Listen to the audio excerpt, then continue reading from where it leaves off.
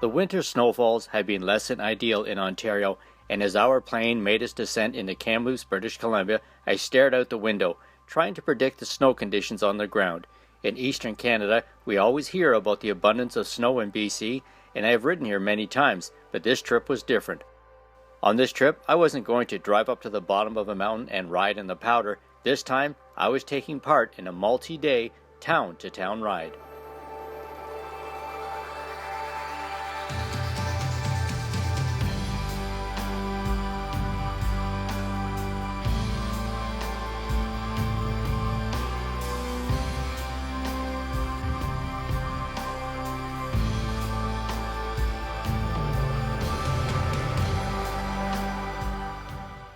This ride was in celebration of 50 years of snowmobiling in British Columbia, and several communities and clubs were joining together to create this event and tackle the challenges of this rarely used route. Unlike in the East, joining mountain towns with trails is a massive undertaking, an adventure that I was going to be a part of, much like the early gold prospectors who walked this gold rush trail in search of riches.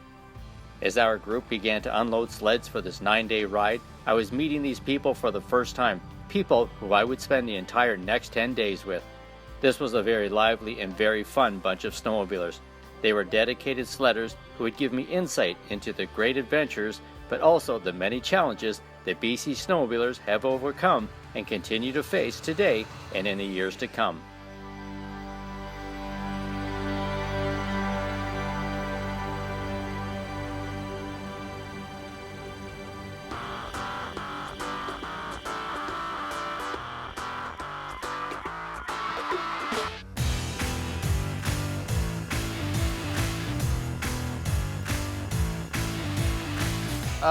The 50th came about at last year's spring AGM. We were all sitting around talking with various clubs and stuff, and then the Kamloops Club came up with the idea of having a ride. They do it every year, semi-annually, from Kamloops to Wells, Barkerville and back. So the more we talked about it, the more we liked it, and we had another couple meetings, and everybody agreed, and we just went at her. We started I think in March last year it started, had our first meetings in June, July, and we've been working hard at her since. Well, with BC, membership is not mandatory, which puts us at a decidedly disadvantage compared to, say, Quebec and Ontario, where if you're going to ride a trail, you have to have a membership. We know there's about 45,000 sledders within BC. We represent about 16%. So the funding is nearly not what it should be in terms of infrastructure to promote infrastructure, to create more infrastructure within BC. But it's something we're pushing hard with. We work closely with government on a number of things. You know, we apply for a number of grants, either provincial or federal, to help us with our grooming programs and helping us with our clubs. So that's basically where we sit right now. We're 72 clubs strong. And you know, it's a really tight-knit community, but increasing our membership is definitely what we need to promote to help build the sport a little bit more in BC. We don't have the funding available at the provincial level to offer to the clubs, so it's up to the clubs to, under their own volunteer effort, to go work with local government officials to get any type of funding they can to put up signage and work with keeping the trail system going. Our biggest challenge when I took over was we had some significant financial problems. We needed to streamline what we were doing a little bit better, which we achieved. We also had 2 provincial associations at one time. There'd been a split about 8 years previous, and there was a challenge there to bring all the clubs together. So we worked together with, you know, I won't take all the credit with it. By no means, that was not me. We had a great team on both sides, and we worked really hard to get it together. So now we're all under one umbrella, all 72 clubs working together. And this ride is a good culmination of that, because it's the clubs right across the board that are involved in it. And there's no way this ride would have been able to happen if we wouldn't have had the support and cooperation of everybody working together. There had been previous provincial rides. There was rides called Rendezvous. I think the last one was back in 1997. So the fact that we can pull off a ride like this, you know, starting from Kamloops and up to Wells, Barkerville and back, is a great culmination of the effort of a lot of clubs, a lot of people, a lot of volunteer time. And again, it would not have happened if we weren't able to put both associations together to make it happen.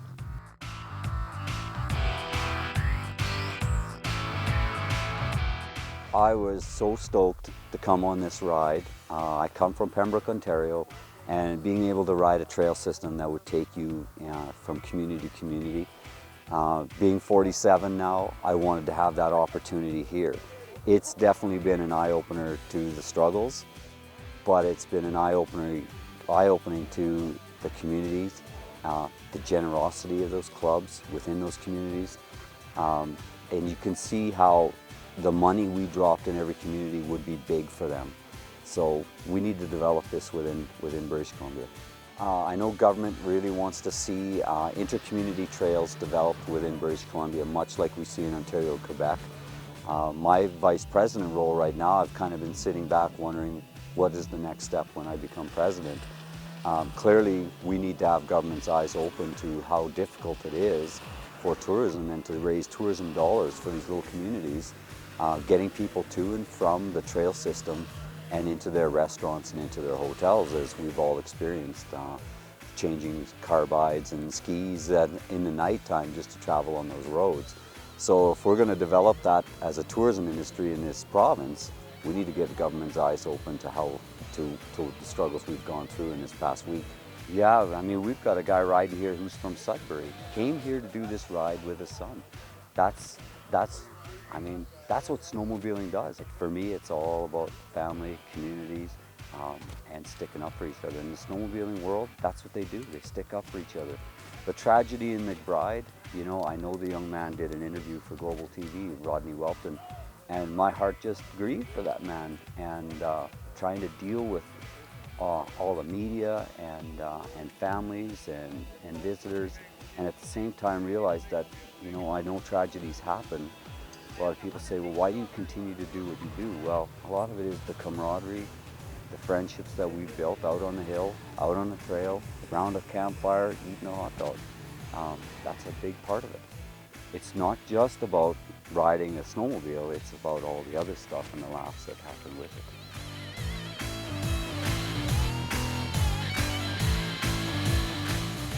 I would just like to say that going forward, what we've seen here is proven to us as the BCSF that this is something that is doable in the province of British Columbia. The mountains have certainly drawn tourists into our communities. That's a drawing card that's there.